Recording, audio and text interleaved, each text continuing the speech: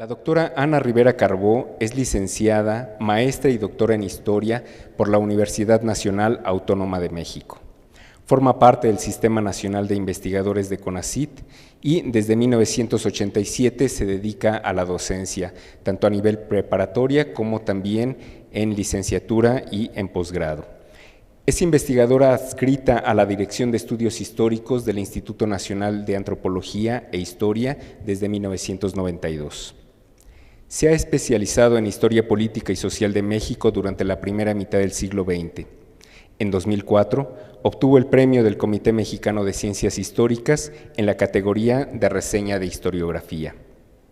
La doctora Rivera Carbó ha colaborado como autora de artículos y capítulos en libros colectivos y en revistas especializadas nacionales e internacionales. Es autora de los libros La Patria ha podido ser flor, Francisco J. Mújica, una biografía política, editada en 1999. Asimismo, el libro La Casa del Obrero Mundial, Anarcosindicalismo y Revolución en México, editado en 2010 por el INA. A su vez, entre los artículos de su autoría podemos destacar los siguientes títulos: Hacia la politización de la clase obrera en México, la Casa del Obrero Mundial, 1912-1916, publicado en el Boletín Americanista en 2002. Mujeres sindicalistas, las trabajadoras de la Casa del Obrero Mundial, 1912-1916, una aproximación a las fuentes para su estudio, publicado también en Boletín Americanista en 2004. Los trabajadores y el Ayuntamiento de la Ciudad de México durante la Revolución Mexicana en Scripta Nova, revista electrónica de Geografía y Ciencias Sociales de 2007. Finalmente, un bonito título, Infancia y Revolución Social, los niños en el pensamiento anarquista, artículo contenido o capítulo contenido en el libro coordinado por María Eugenia Sánchez Calleja y Delia Salazar Anaya, Los niños, el hogar y la calle, publicado por el INA en 2013. Agradeceré un aplauso para nuestra conferencista. Muchas gracias.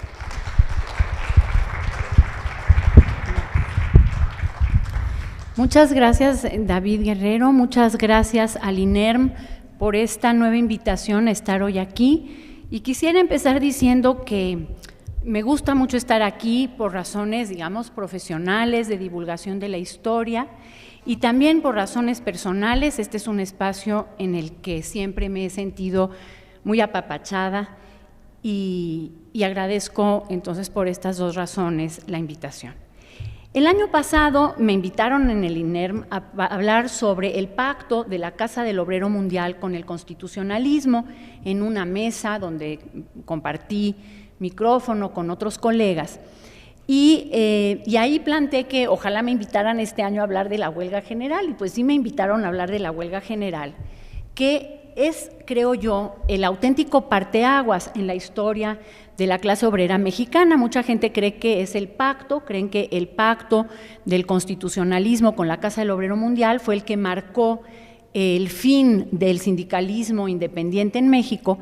Yo creo que no fue el pacto, que fue justamente la huelga general de 16 la que marcó esa ruptura en un tipo de militancia obrerista que perdió su carácter revolucionario a partir de la huelga de 1916. Y entonces voy a hablar un poco de esto, ¿no? De cómo se llega a la huelga, de cómo funciona este movimiento obrero independiente que deja de serlo a partir de julio de 1916. La Revolución Mexicana, como todos saben muy bien, es una revolución esencialmente agraria, es una gran lucha del campesinado mexicano, y, por supuesto, sus actores son esencialmente actores rurales. Sin embargo, en los espacios que se abrieron con la Revolución Mexicana, los espacios de participación social, una incipiente clase obrera que no llegaba al 10% de la población del país, irrumpió en escena. Los trabajadores se volvieron en el transcurso de la Revolución Mexicana en actores visibles del escenario mexicano. Y lo hicieron de la mano de un pensamiento que era una ideología de carácter internacional. La Revolución Mexicana, en su faceta agraria, tuvo razones absolutamente endógenas en su surgimiento. ¿No? Hay unas razones profundas, históricas, de raigambre nacional. En cambio, los trabajadores urbanos se inspiraron en una ideología que estaba entonces en proceso de divulgación en todo el mundo, que era el anarquismo. El anarquismo es, como todos saben, una de las manifestaciones del pensamiento socialista. El socialismo incluye varias posturas, una que aboga por una transición parlamentaria, ¿no? Los socialistas parlamentarios que aspiran a ganar muchos votos, tener muchos diputados en un congreso y entonces desde ahí transformar a la sociedad en un sentido revolucionario. Los comunistas que aspiran a la destrucción del capital y obviamente al combate a la influencia del clero. Y los anarquistas que coinciden con los comunistas en el combate al capital, en la lucha contra el dominio clerical, pero que añaden en su agenda el combate al Estado. Los anarquistas creen en la absoluta libertad del individuo y por lo tanto consideran que la creación de un Estado proletario sería igualmente opresora y por lo tanto habría que acabar con él, con el Estado. Entonces, esta es la ideología, a muy grandes rasgos, explicada, ¿no?, que adoptaron los trabajadores mexicanos, como lo hicieron prácticamente en todo el orbe hispánico. España y la América Latina fueron un escenario en donde, de todas las ideas socialistas, el anarquismo tuvo especial acogida. En Argentina, en Cuba, en México, en Panamá, en Chile, en Brasil, hubo una gran acogida del pensamiento anarquista. Y dentro del pensamiento anarquista, en México se adoptó una vertiente del propio anarquismo, que es el anarcosindicalismo. El anarcosindicalismo es sumamente atractivo, porque propone, por un lado, luchar por medidas concretas que mejoren la vida de los trabajadores, ¿no?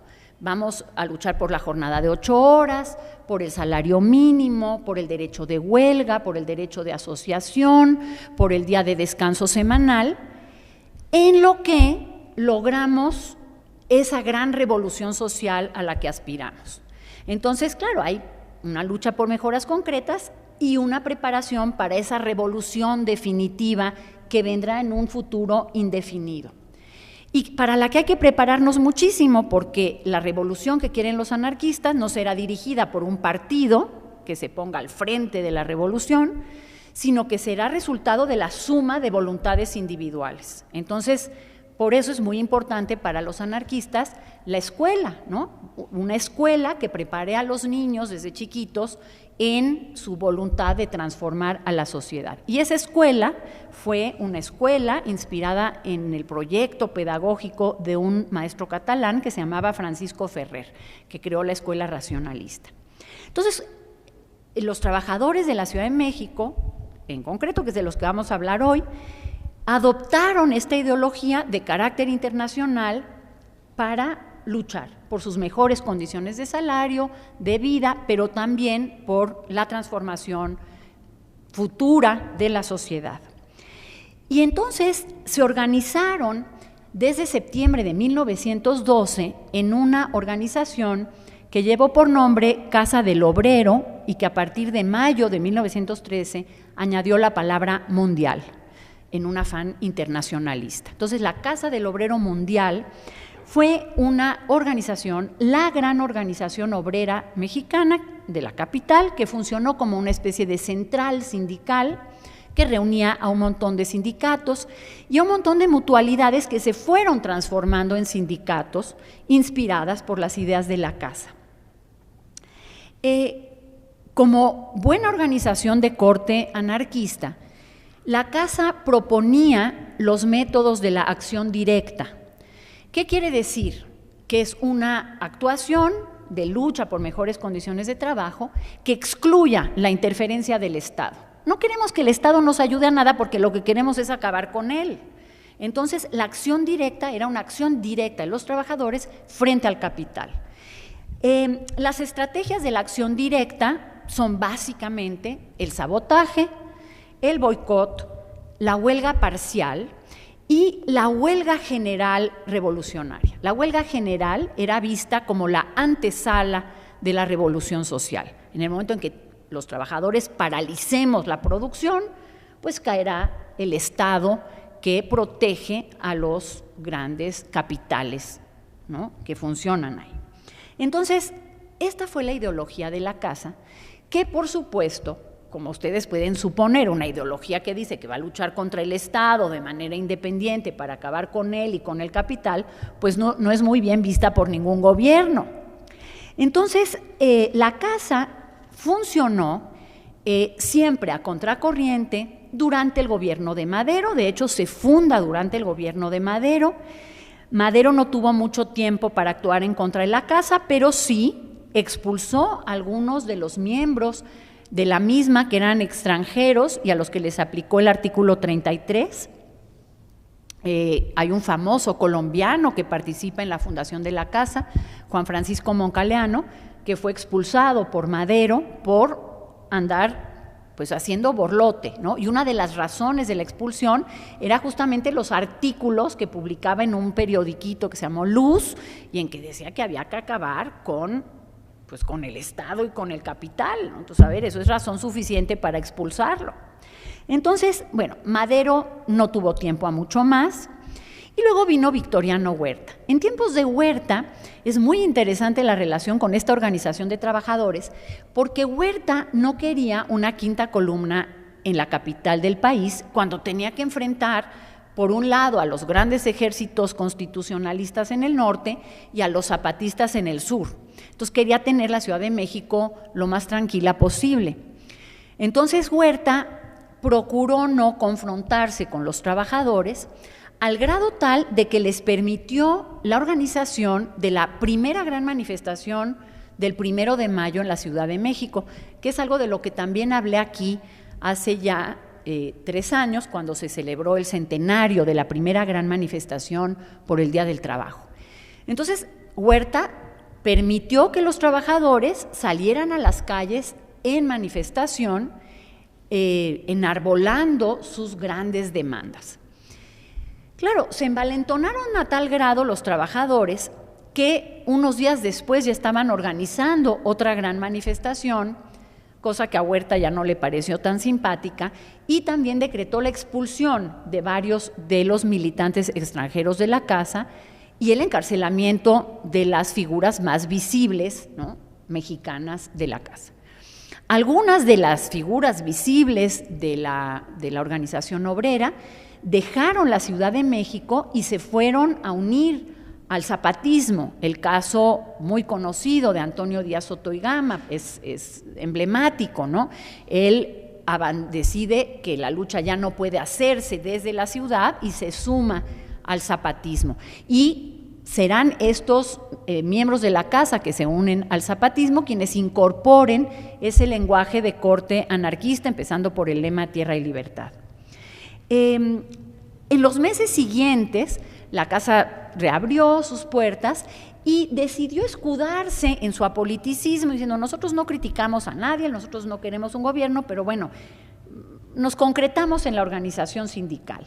Y con ese apoliticismo un poco difuso, navegaron durante muchos meses, organizando, sin embargo, sus sindicatos, haciendo labor de difusión en sus ateneos obreros, donde se daban conferencias para los trabajadores,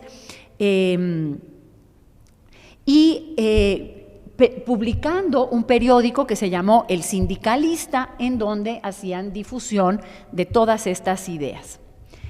Ya en las postrimerías del huertismo, el 1 de mayo de 1914, y claro, con motivo de la segunda conmemoración del Día del Trabajo, se decidió crear una estructura más operativa, más centralizada y con estatutos más claros.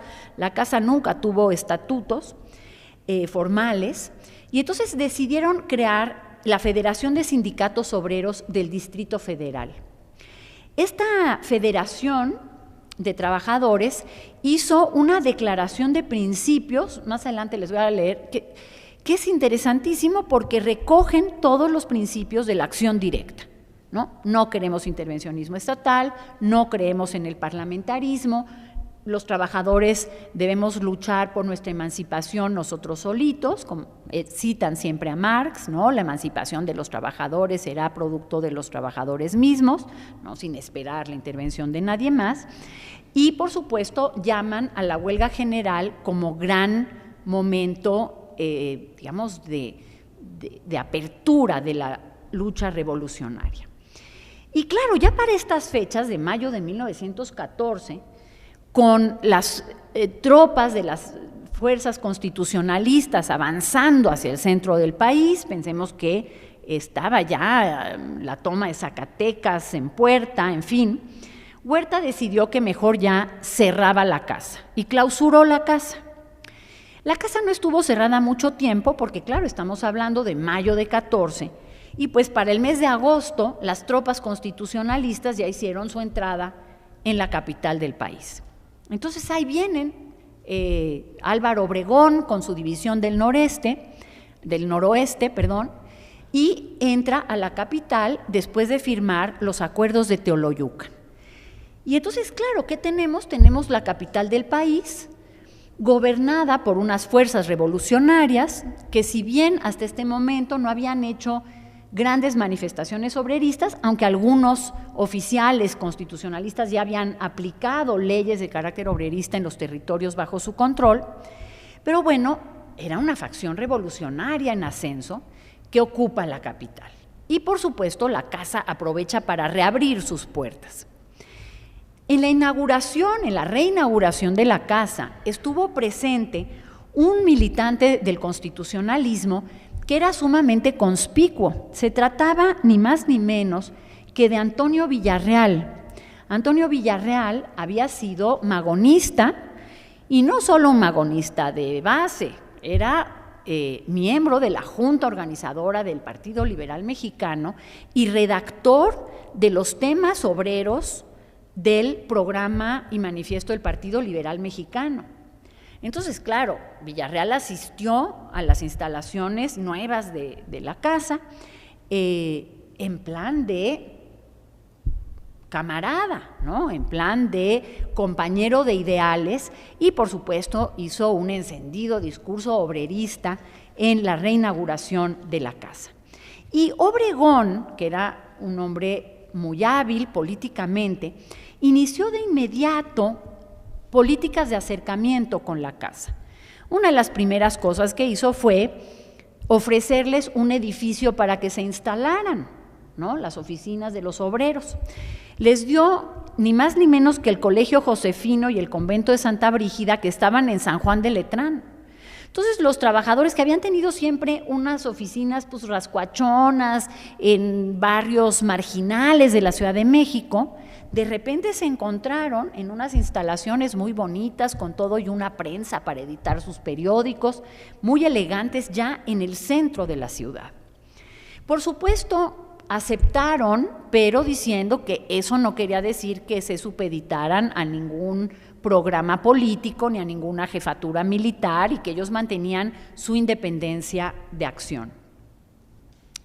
Y en los meses que siguieron, los acercamientos entre el constitucionalismo y la casa continuaron.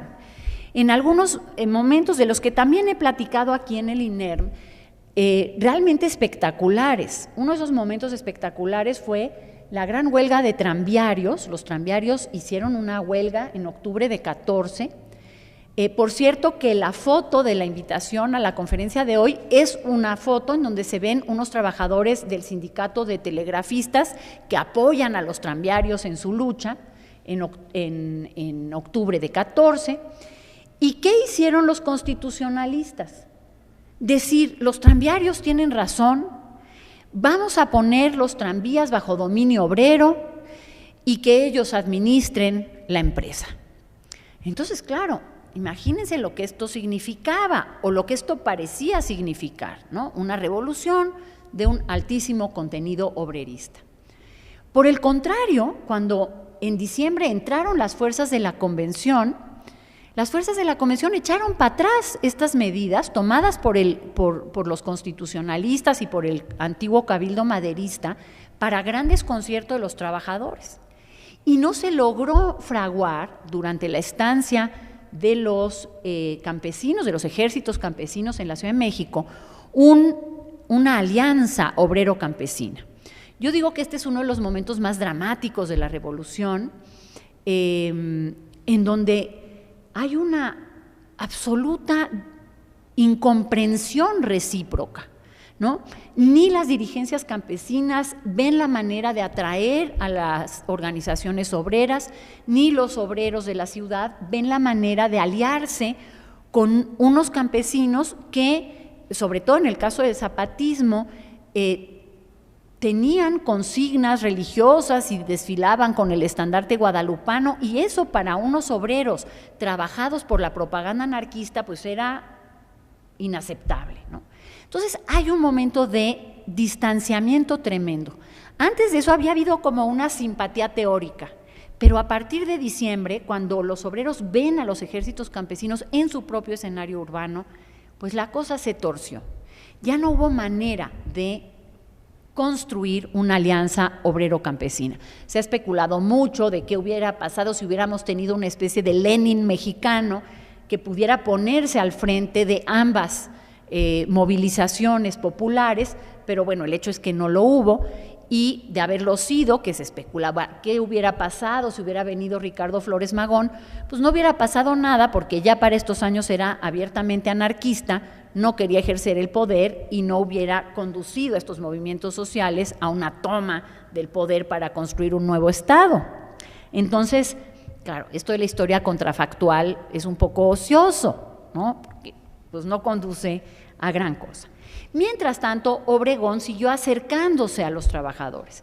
Cuando ya la convención había abandonado la ciudad y Obregón la recuperó en enero, vino otro conflicto laboral, esta vez un gran conflicto de los electricistas en la Compañía Telefónica y Telegráfica Mexicana, y los electricistas, el gran sindicato mexicano de electricistas que se había creado muy poquito antes, se fue a la huelga en enero.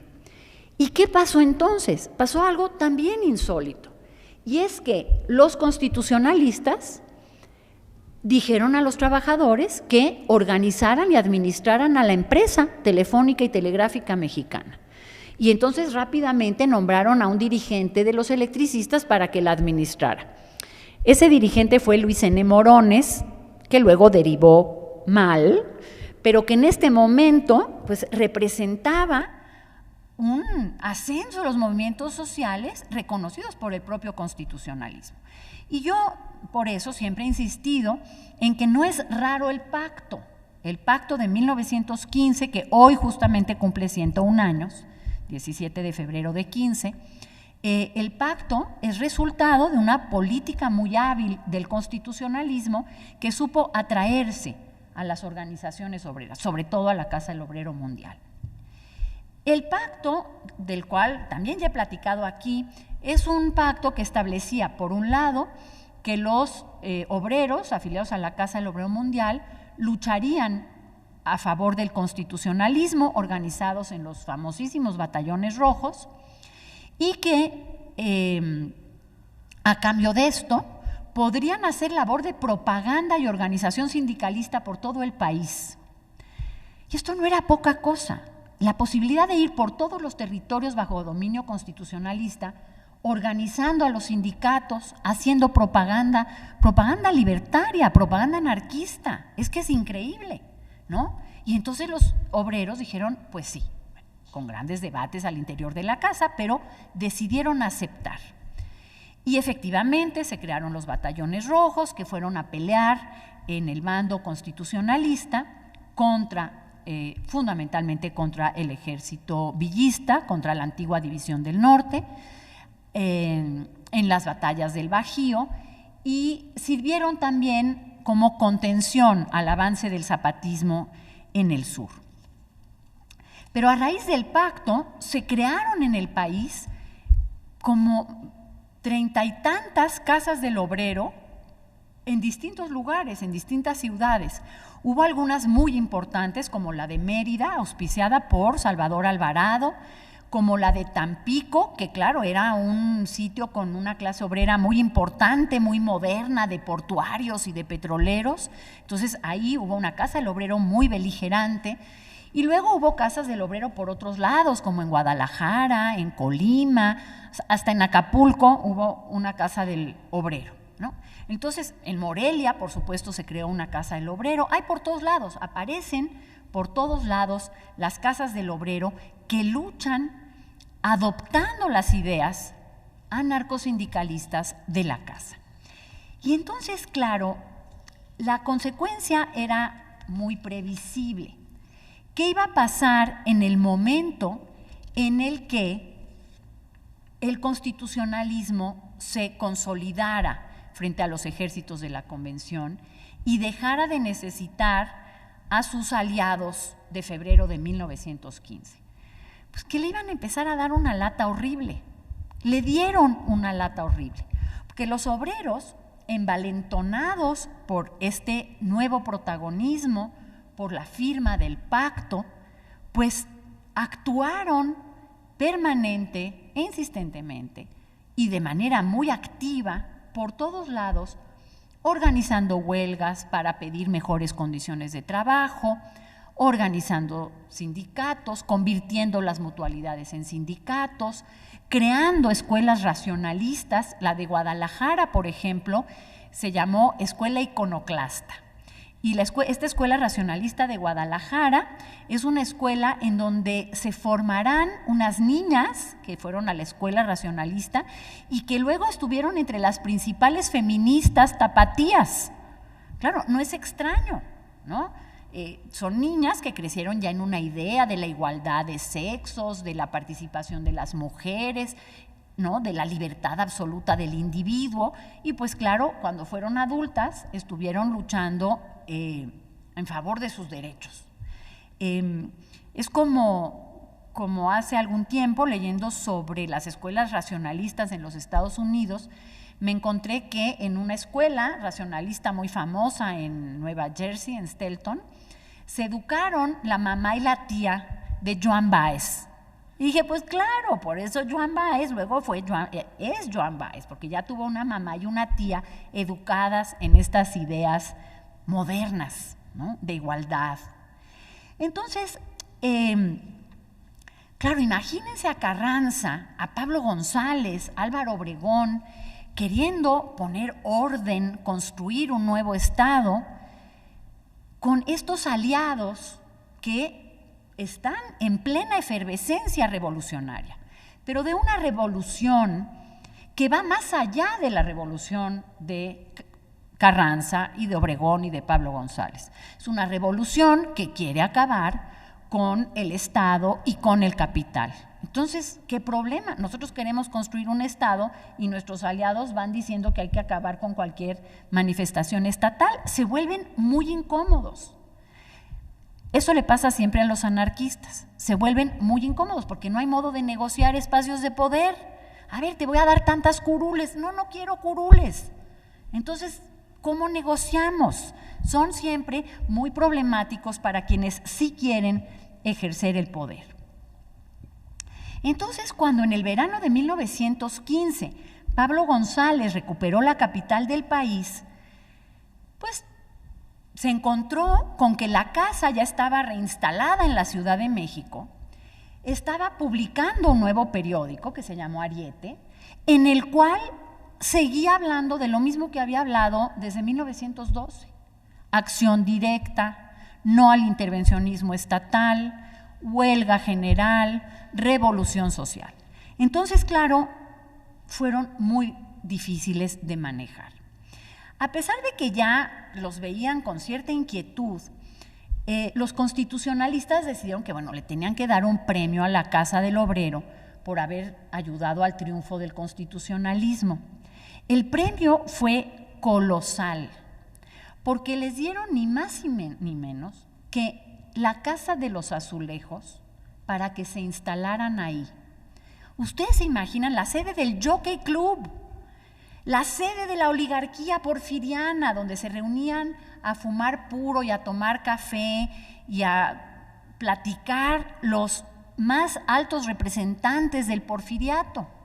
Y de repente, ese gran palacio se ve convertido en la sede de la Casa del Obrero Mundial. Y en donde antes estaban muy elegantes los porfiristas, pues ahora se celebraban mítines y se instalaba una escuela racionalista para hijos de trabajadores y se hablaba a todas horas de cómo hacer la revolución social. Es fantástico. Por cierto, el Sanborns no estaba ahí. Las famosas fotos de los zapatistas en Sanborns estaban efectivamente en Sanborns, que estaba unos locales más allá, donde estuvo durante años la librería Madero. Ahí había una farmacia y fuente de sodas de unos gringos que se apellidaban Sanborn y que abrieron su localito ahí. Son los que se inventaron los desayunos de fruta con queso cottage. Eso se lo inventaron en ese Sanborns, que estaba ahí al ladito. No estaban todavía en el Palacio de los Azulejos, en la Casa de los Azulejos. Pero bueno, ahí estaban los trabajadores, imagínense, publicando su periódico Ariete, diciendo que había que transformar a la sociedad de arriba abajo. Y diciendo algo que es muy importante, y es, la revolución que está triunfando ahorita no es la que nosotros queremos.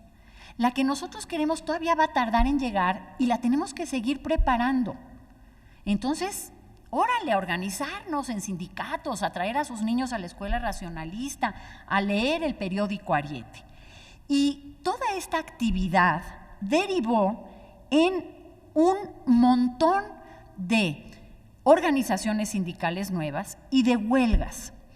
Se desataron huelgas de panaderos, de obreros gráficos, de sastres, de carpinteros, todos declaraban huelgas, todos estallaban huelgas, todos muy activos y muy entusiasmados con la posibilidad de transformar al mundo, más allá de lo que querían Carranza y compañía.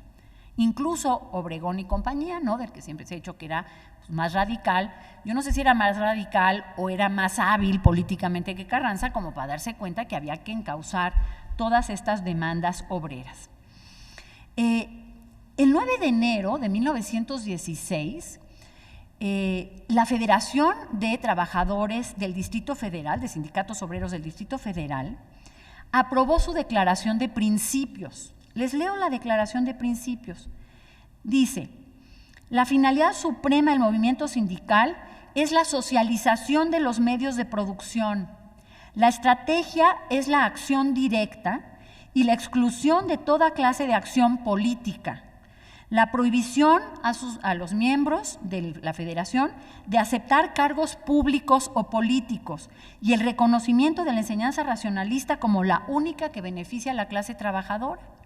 Entonces, a ver, no, el abandono del anarcosindicalismo no se da con la firma del pacto, porque vean lo que están diciendo en enero de 16. Entonces, claro, esto era el 9 de enero. Para el día 17, Carranza le mandó un telegrama a Pablo González diciendo que procediera contra los directores del Obrero Mundial, cito, que anden excitando a huelgas a los operarios, y mandaba además que desocuparan la Casa de los Azulejos. Pablo González, publicó un manifiesto en el que le advertía a los trabajadores, y les leo un fragmento del manifiesto. Dice: si la revolución ha combatido la tiranía capitalista, no puede sancionar la tiranía proletaria. Y a esta tiranía es a la que pretenden llegar los obreros, especialmente los de la Casa del Obrero Mundial, que no satisfecha con las concesiones recibidas y los beneficios conquistados, multiplican y exageran sus demandas y hasta se producen en forma de violentos reproches contra las autoridades constitucionalistas que han sido sus resueltas aliadas y su firme sostén. Si desgraciadamente los grupos obreros se extralimitaran en el ejercicio de sus derechos y obraran con violencia en cualquier forma contra las personas e intereses que juzguen contrarios, el cuartel general se verá precisado para dar garantías a los ofendidos, a exigir responsabilidades a los culpables. Está clarísimo, ¿no? Las luchas obreras hasta donde nosotros los dejamos, pero no más allá, porque entonces ya esta es una tiranía que no vamos a aceptar. Y las acciones siguieron a las palabras. A finales del mes de enero estamos, Carranza ordenó la detención de los delegados de la casa en varios estados, los delegados que hacían propaganda conforme al pacto. El 4 de febrero, Pablo González ocupó militarmente la Casa de los Azulejos, expulsando a los trabajadores.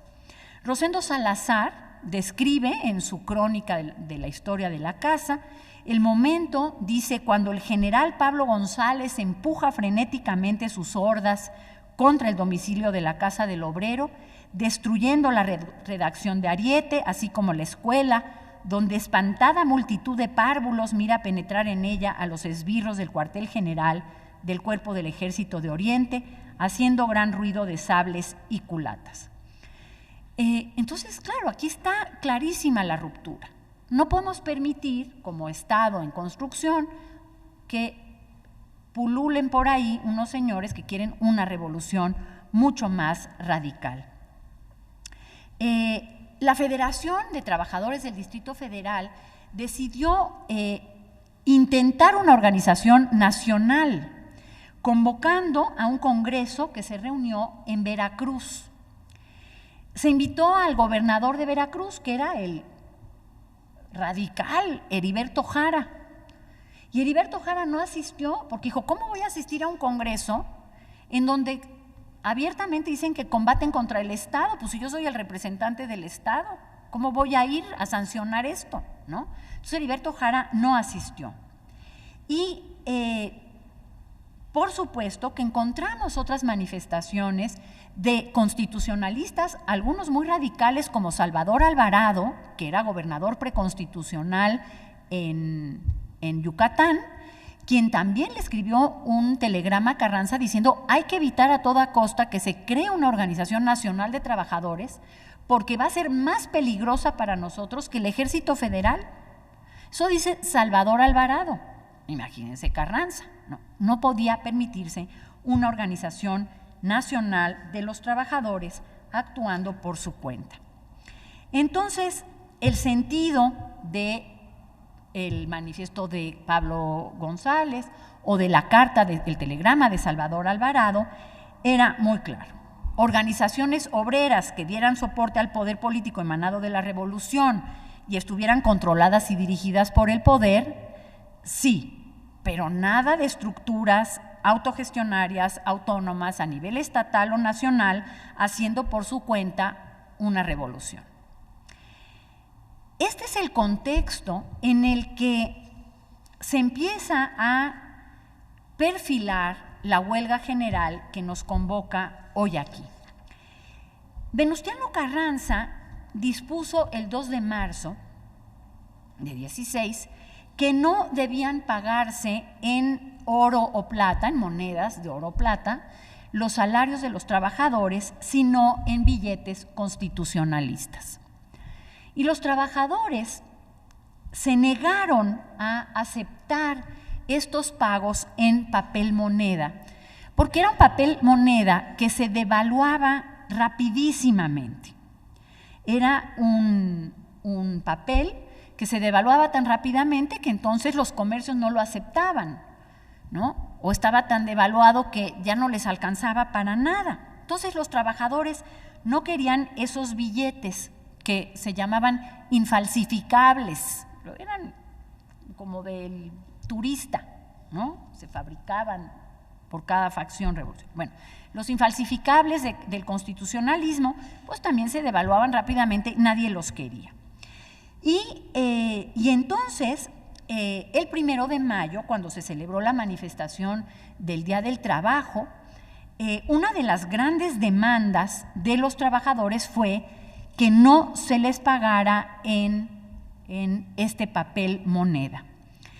El gobierno de Carranza estableció que aceptaría en fin, como el dinero viejo, los viejos billetes, y que en contraposición les daría infalsificables y que le garantizaba a los trabajadores que no se devaluaría la moneda. Pero la verdad es que la moneda, el papel moneda, se seguía devaluando. Y los propios miembros del sindicato de dependientes de comercio decían, oigan, aquí hay una incongruencia. A nosotros en los comercios en los que trabajamos no nos dejan recibir billetes de estos devaluados, pero nos pagan con esos billetes devaluados, ¿no? O sea, el patrón quiere que solo cobremos en moneda, pero a nosotros no nos paga en moneda, nos paga en billete infalsificable. Entonces, los propios dependientes del comercio manifestaban su descontento ante esta situación monetaria.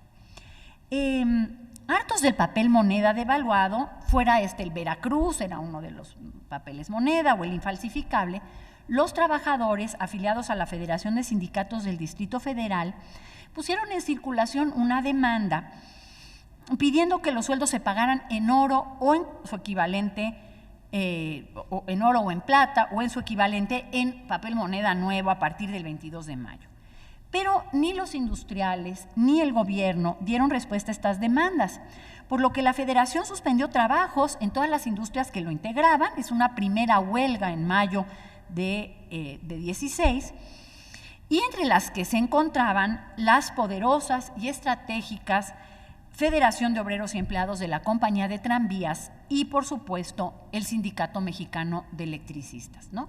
Sindicato que se había creado a finales de 14, que ya en 15 había apoyado la huelga de teléfonos y telégrafos, y que ahora se va a la huelga por este tema monetario.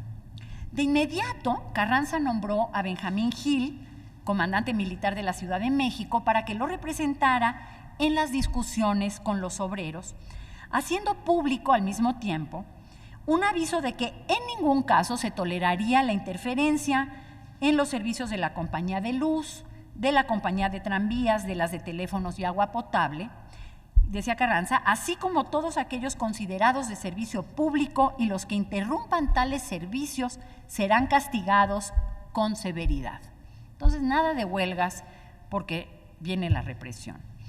Gil actuó rápidamente para confrontar la huelga y llamar al restablecimiento inmediato de los servicios públicos, apostando tropas estratégicamente cerca de los centros de trabajo de la ciudad y amenazando particularmente a los tranviarios.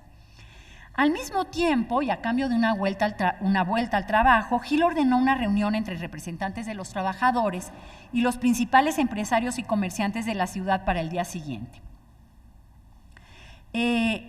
Gil planteó que el valor del nuevo peso dependía de la confianza que tuvieran los trabajadores en el nuevo gobierno, que ha dado un valor a los nuevos billetes y que a toda costa los hará respetar. Es decir, Gil decía que el gobierno constitucionalista respondía por el valor del papel moneda. Se acordó que en los días siguientes los comerciantes aceptarían todos los viejos billetes y que ningún trabajador que hubiera participado en la huelga podría ser despedido en el curso de los meses siguientes.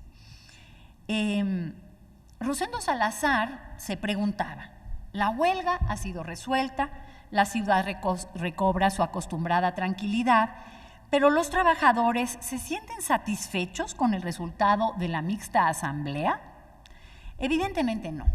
A medida que la fuerza de los trabajadores aumentó, sus demandas se volvieron más concretas y amenazantes hasta que en 1916 se llegó a una crisis entre sus organizaciones y el gobierno constitucionalista. A lo largo de junio continuaron los conflictos que se derivaban de este tema monetario, y para el 22 de julio los trabajadores presentaron un memorial a los comerciantes e industriales del DF en el que solicitaban un aumento de 50% respecto a los sueldos de 1914, que no se separara de sus puestos a los trabajadores que apoyaban esta petición y que ningún establecimiento pudiera dejar de trabajar la semana completa. Para el 27, el sindicato de dependientes, que claro, estaban en esquizofrenia de que no podían aceptar papel moneda, pero ellos les pagaban en papel moneda, empezó una huelga, el sindicato de dependientes, con 34 de los más importantes establecimientos comerciales. Por cierto, los que siempre participaban en todas las huelgas eran los trabajadores del Palacio de Hierro, eran muy combativos. Ahora ya nadie es combativo. Los empleados de comercio planteaban esta complicación. El silencio oficial, no hubo respuesta del gobierno, activó a la Federación de Sindicatos del Distrito Federal. La Federación, por indicación de los dirigentes de la Casa del Obrero Mundial, convocó a un consejo extraordinario a fin de estudiar y resolver, cito, la forma en que debería actuar el proletariado frente a la magnitud de las calamidades que la agobian. Fue entonces cuando determinaron declarar la huelga general, único medio de salvar de la explotación al proletariado que milita bajo las gloriosas banderas de la Casa del Obrero Mundial. Los líderes sindicales y las organizaciones se reunieron en secreto y José Barragán Hernández, secretario general, visitó a los distintos sindicatos de la Casa en el Distrito Federal explicando la estrategia y los planes de la huelga. Propuso la creación de 3 comités de huelga. El segundo y el tercero solo funcionarían en caso de que el primero fuera suspendido. El comité, y esto es bien interesante, no incluyó a ninguno de los principales dirigentes de la Casa del Obrero, sino a militantes de base que representaban a sindicatos de costureras, sombrereros, de la industria textil, electricistas, meseros, tipógrafos y dependientes.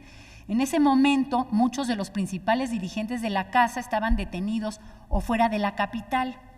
Como hoy estamos recordando esta huelga, les voy a leer los nombres, van a ver que no conocen a ninguno, pero para que no se diga que no los mencionamos. Eran 2 mujeres, Esther Torres y Ángela Inclán, obreras textiles, Ausencio Venegas, Timoteo García, Luis Harris, Reinaldo Cervantes Torres, César Pandelo, Federico Rocha, Casimiro del Valle y Alfredo Pérez Medina. Es decir, trabajadores de base de los sindicatos afiliados de la Casa que integraron el primer comité de huelga.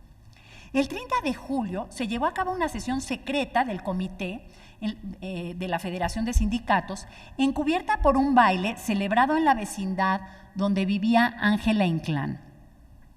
Esther Torres, la otra obrera, parte del comité, describe así esta reunión. No, perdón, esta es una descripción que hace Luis Araiza.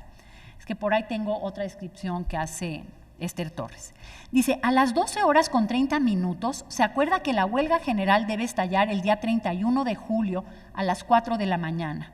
Se conviene que para garantía del éxito de la huelga, que Ernesto Velasco, secretario general del Sindicato Mexicano de Electricistas, permanezca oculto en un departamento que previamente ya se le rentó en la Avenida de los Hombres Ilustres, hoy es Avenida Hidalgo. Por último, se dan instrucciones para que la concentración de masas se lleve a cabo en el Salón Star, antiguo cine, que en esa fecha era el domicilio social del Sindicato Mexicano de Electricistas y el cual estaba ubicado en la esquina que forman las calles de San Diego y Rinconada de San Diego, que son Doctor Mora y Basilio Vadillo. El 31 de julio efectivamente estalló la huelga general en la capital con la suspensión de los servicios de electricidad, agua potable, tranvías, servicios fúnebres, coches y carretelas, así como la suspensión de la venta de pan y tortillas y también del servicio de teléfonos y del resto de las fábricas y talleres.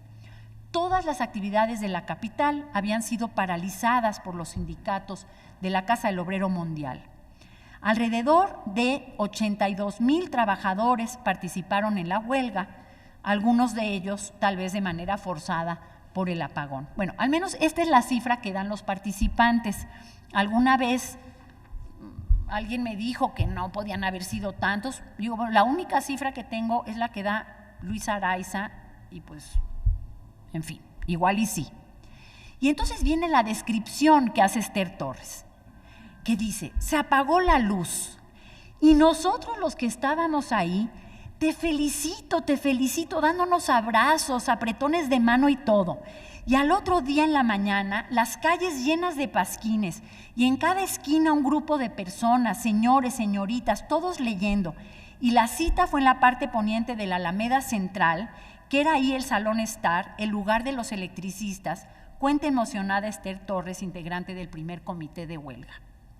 La crisis monetaria se había presentado en mal momento. La escasez de productos básicos que había vivido la capital del país en 1915, combinada con una alta dosis de politización de los artesanos y obreros, resultó explosiva.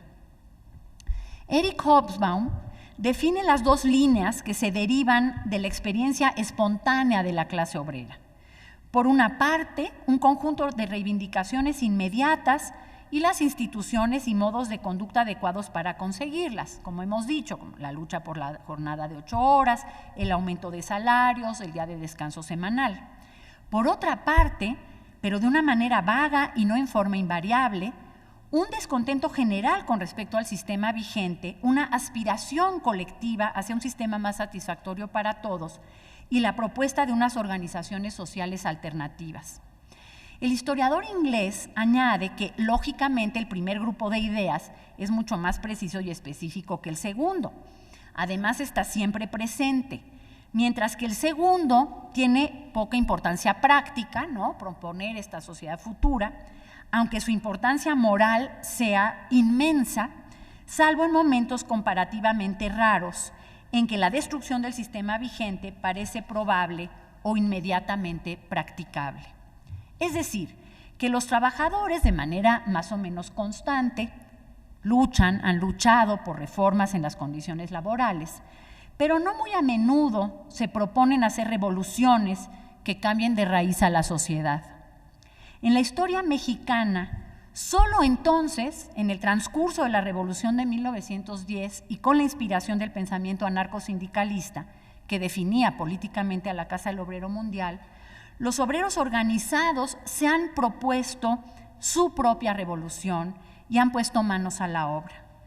Confiando excesivamente en el poder de sus ideas y en su capacidad de enfrentar al Estado, echaron mano de su arma más poderosa, la huelga general.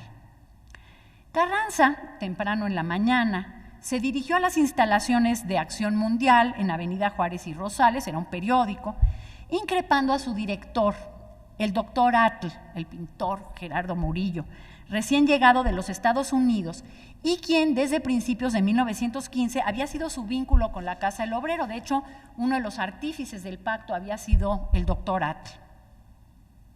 Usted me traiciona, Murillo, me ha echado encima a los obreros. Vamos, tráigame al presidente o al que los representa. Es usted un ingrato, un malagradecido, un falso amigo. Desde las 8 de la mañana, los grupos de trabajadores habían empezado a llegar a la sede de los electricistas, que a las 9 se encontraba llena de huelguistas.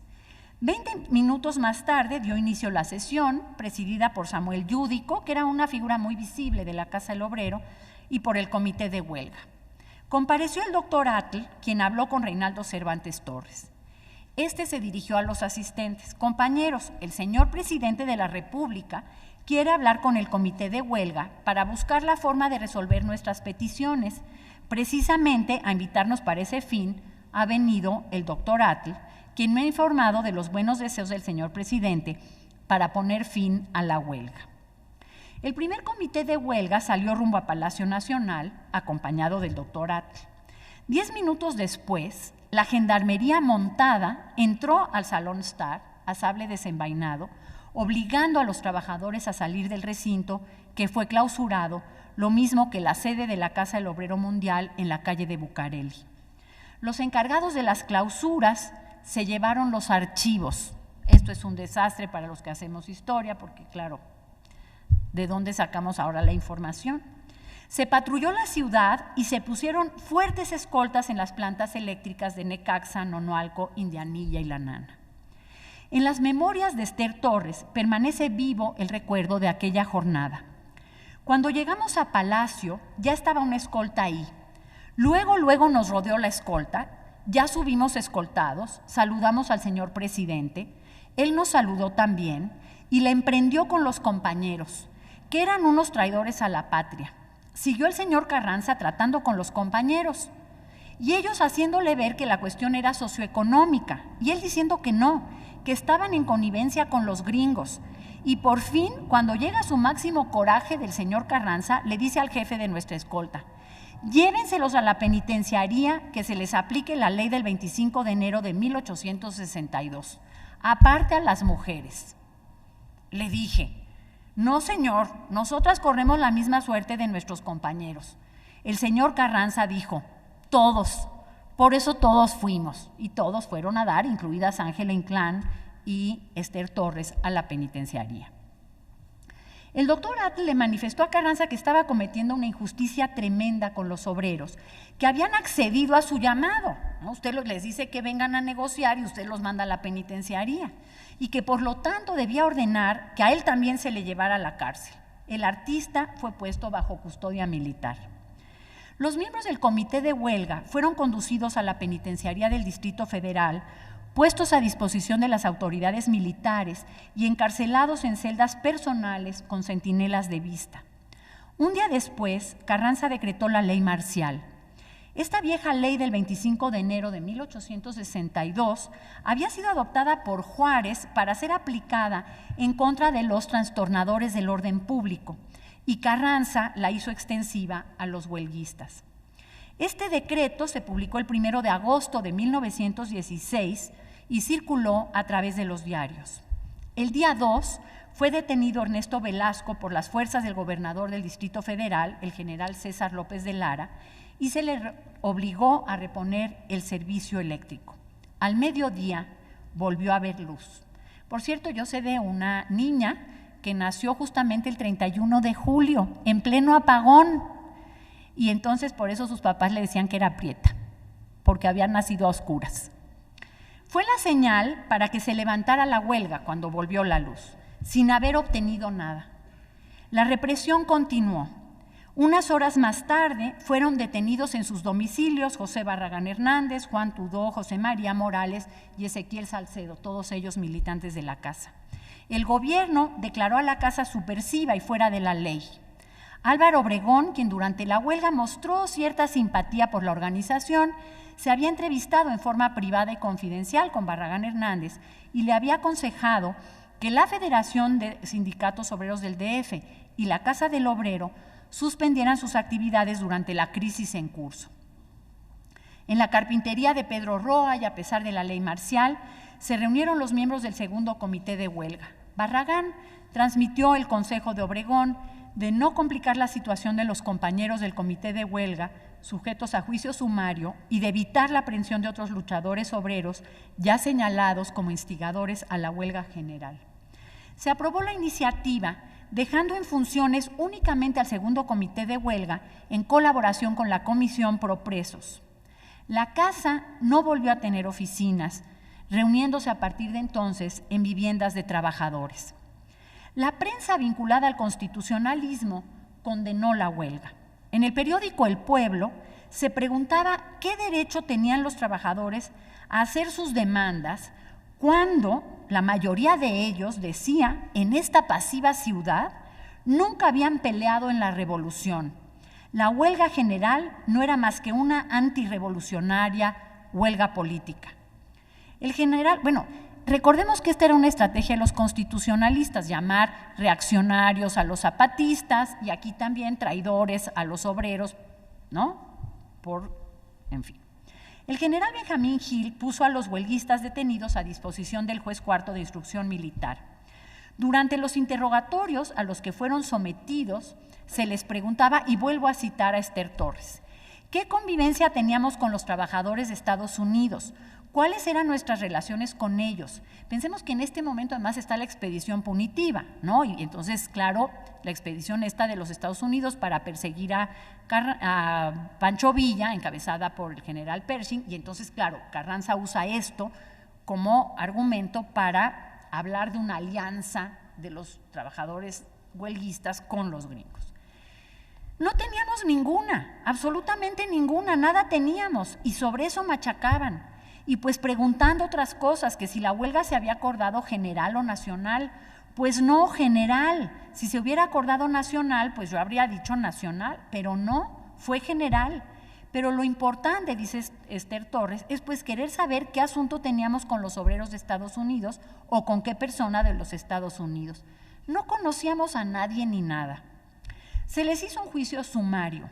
El 11 de agosto tuvo lugar el consejo y el tribunal resolvió poner en libertad absoluta a los 12 acusados por el delito de rebelión. Carranza solicitó se nulificara la sentencia y se les llevara a un nuevo consejo de guerra que se celebró el 26 de agosto.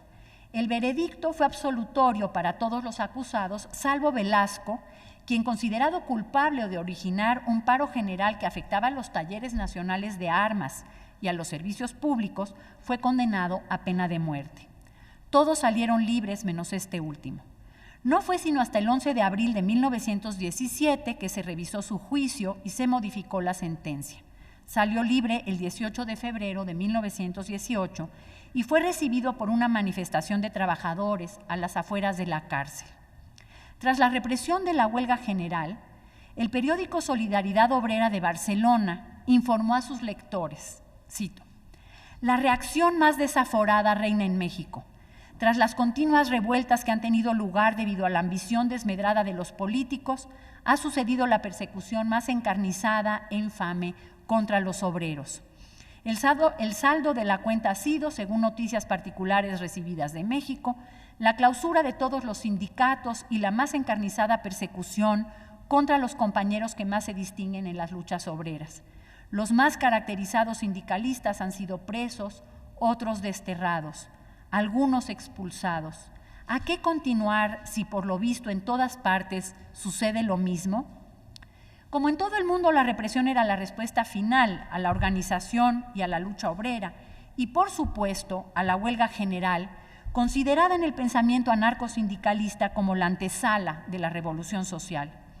El constitucionalismo radicalizado se había hecho eco de las demandas de los trabajadores siempre y cuando éstas no lo rebasaran. Cuando lo hicieron, respondió implacable.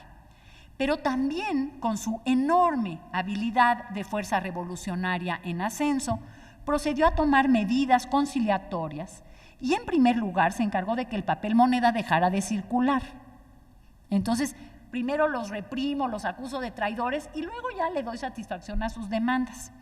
Desde mayo se habían suspendido sus emisiones y tan pronto como pudo, el gobierno empezó a retirarlo para restituir en el país el patrón plata. El 16 de octubre de 1916, un decreto del gobierno dictaminó que los sueldos y salarios deberían pagarse en oro o plata y que el gobierno fijaría el valor del papel cada 10 días. Un mes después, Carranza decidió que todas las transacciones de negocios deberían realizarse con base en el oro, lo mismo que el pago de todos los sueldos y salarios.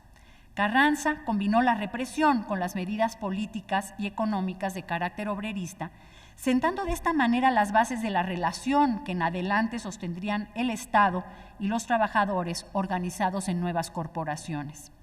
Por otra parte, los resultados de la huelga no sorprendieron del todo a los miembros de la Casa, quienes desde febrero habían empezado a ser acosados por sus aliados recientes. En Tribuna Roja, el semanal libertario de la Casa del Obrero Mundial en Tampico, se publicó el 1 de septiembre un artículo a propósito de la represión a la huelga. Cito: «Esto tenía que suceder. La burguesía no descansa en sus intrigas para que sus servidores acaben de una vez con las organizaciones obreras para asegurar sus privilegios y clavar su fiera garra sobre sus esclavos». Aquí termina la huelga general, pero yo quisiera decir que a pesar de esta represión y de la desaparición de su principal momento de sindicalismo revolucionario, los trabajadores de México sí lograron algunas cosas muy importantes.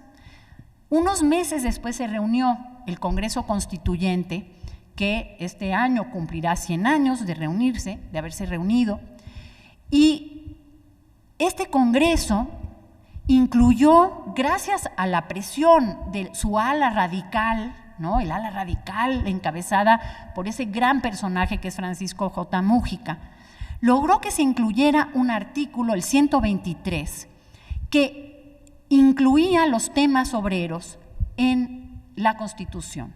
Hubo un debate al respecto, porque se decían, bueno, a ver, tal vez debe haber una ley reglamentaria del artículo 5, que es el de las garantías individuales, y ahí incluir los derechos obreros.